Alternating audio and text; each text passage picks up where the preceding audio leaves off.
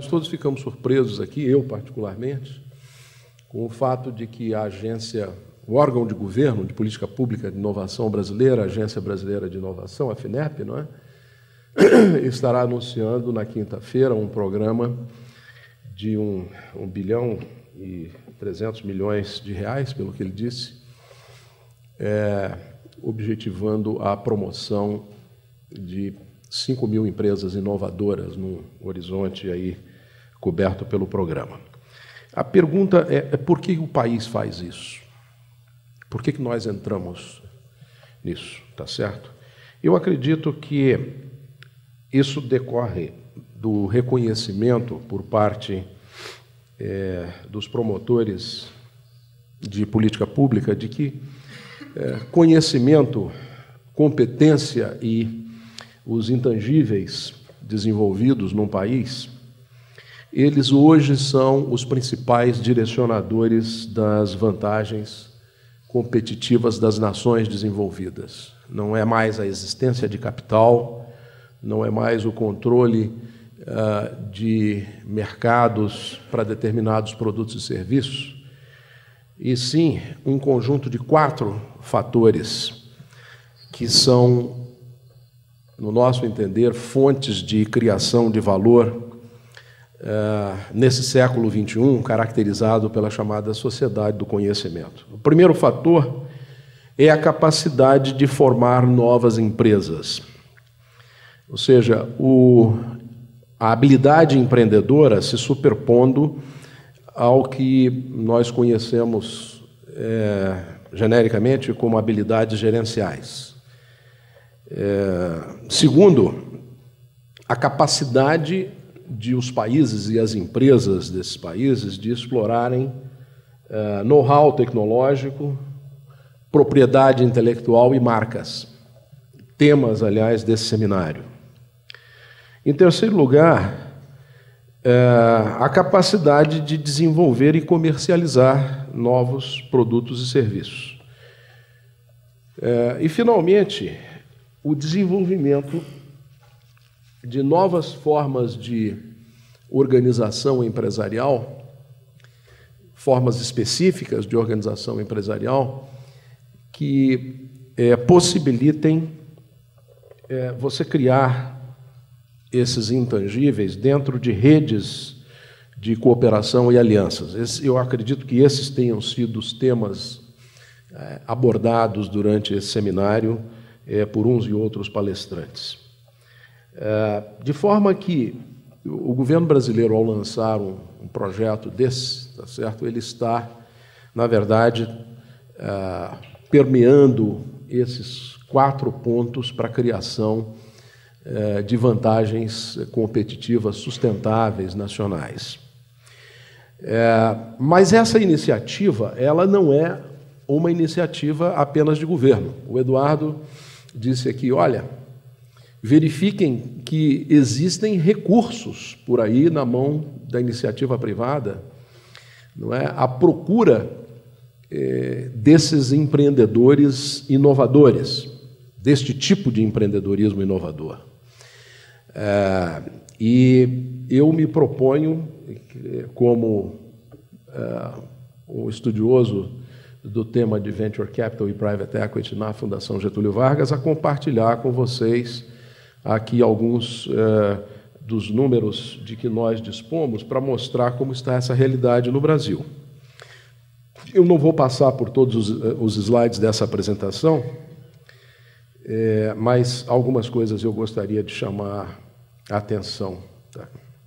Eu acredito que todos conheçam o modelo de Venture Capital, mas apenas para ilustrar, nós temos aqui os agentes principais desse processo, que são os gestores de fundos, que recebem capital de investidores qualificados, né, normalmente fundos de pensão, companhias de seguros, endowments de universidade, e, inclusive, recursos públicos aqui no Brasil, não é? Recursos de FINEP, por exemplo, BNDES e tudo, e eles aplicam esses recursos em empresas, não é? Nas chamadas empresas do seu portfólio, empresa da sua carteira, recebendo em troca participação acionária. Quais são esses números no Brasil? Esses números aqui são de um ano atrás, de julho de 2007. Nós temos 16,7 bilhões de dólares, hoje esse número já deve se aproximar dos 20.